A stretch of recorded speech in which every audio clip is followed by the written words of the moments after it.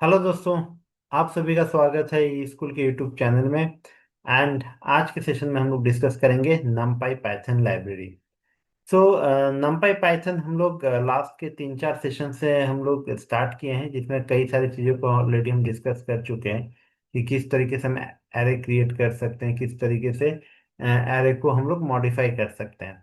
आज हम लोग जो टॉपिक है आज हम लोग डिस्कस करेंगे वो है हमारा नमपाई एरे में किस तरीके से हम लोग इंस्पेक्शंस कर सकते हैं। मतलब हम एरे को चेंजेस कर सकते हैं या मॉडिफाई किस तरीके से कर सकते हैं, या उसके शेप्स को हम समझ सकते हैं कि वो किस शेप में है।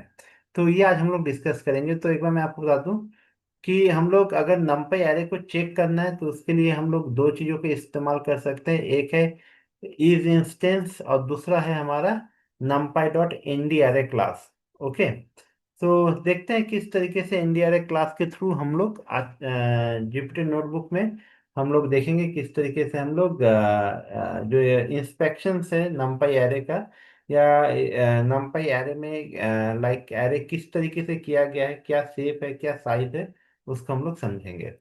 तो ओपन कर लेते हैं जुपिटर नोटबुक।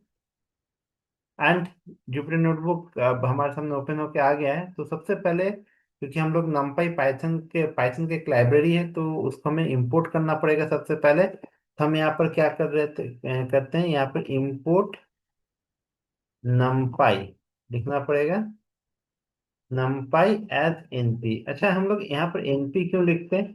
क्योंकि हम हर चीज के लिए नमपाई पूरा वर्ड लिखना नहीं चाहते हैं, तो हम उसका एज एनपी कर लेते हैं, सो दैट कि अगर हम एनपी कहीं पर भी टाइप करेंगे तो पूरा नमपाई लाइब्रेरी के अकॉर्डिंग वो काम करेगा। So import NumPy as np हमने क्या किया, ये लाइब्रेरी इंपोर्ट कर लिया है। यहाँ पर ये लाइब्रेरी इंपोर्ट हो चुका है। अब हम नेक्स्ट स्टेप में करेंगे क्या, हम यहाँ पर सबसे पहले एक एरे क्रिएट कर लेते हैं। तो ए वेरिएबल के अंदर हम क्या कर रहे हैं, एरे क्रिएट कर रहे हैं, np dot array. Okay, then अब हम यहाँ पर क्या कर रहे हैं, ब्रैकेट, देन हमने डबल पैरेंथेसिस या जो सेकंड ब्रैकेट होता है वो हमने लगा दिया यहाँ पर।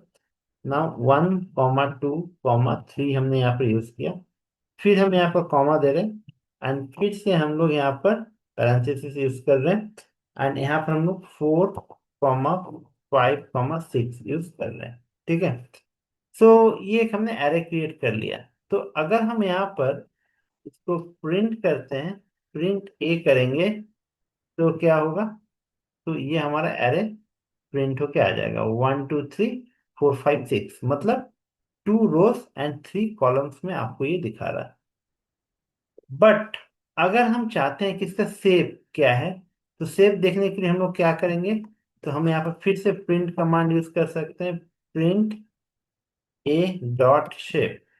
अगर हम प्रिंट ए डॉट शेप यूज करेंगे एंड देन उसके बाद अगर हम फिर से रन करेंगे तो क्या आ जाएगा, 2, 3 के लिस्ट में दिखा रहा है ये एरे क्रिएट किया गया है। तो 2 क्या है, तो 2 हमारे क्या हो गए, रो हो गए, एंड कॉलम हमारा 3 है। ओके, तो इस तरीके से हम लोग ए डॉट शेप के थ्रू समझ सकते हैं कि ये इसका जो एरे दिया गया उसका शेप क्या है। ठीक है, नेक्स्ट हम बात कर रहे हैं कि इस शेप को अगर हमें चेंज करना हो, हमें 2, 3 नहीं चाहिए, मतलब 2 रोज एंड 3 कॉलम्स नहीं चाहिए, हमें कुछ और चाहिए। तो हम लोग क्या कर सकते हैं, रिसाइज कर सकते हैं। तो देखिए, रिसाइज करने के लिए करना क्या होगा, हम यहाँ पर करेंगे A dot shape equal to, okay, bracket 3, 2 कर देते हैं। ठीक है, 3, 2। अब हम क्या करेंगे, प्रिंट करेंगे, प्रिंट ए। अगर हम प्रिंट ए करते हैं तो देखिए क्या होगा, ऊपर का जो एरे है वो हमारा चेंज होके आ जाएगा। पहले इस तरीके से आ रहा था 1, 2, 3, 4, 5, 6, मतलब 2 रोज एंड 3 कॉलम्स। अब कैसे आ रहा है ये, अभी आ रहा है 3 रोज एंड 2 कॉलम्स के कॉलम्स में आ रहा है। तो शेप्स के थ्रू हम इसको इस तरीके से चेंज हम लोग कर सकते हैं पाइथन में।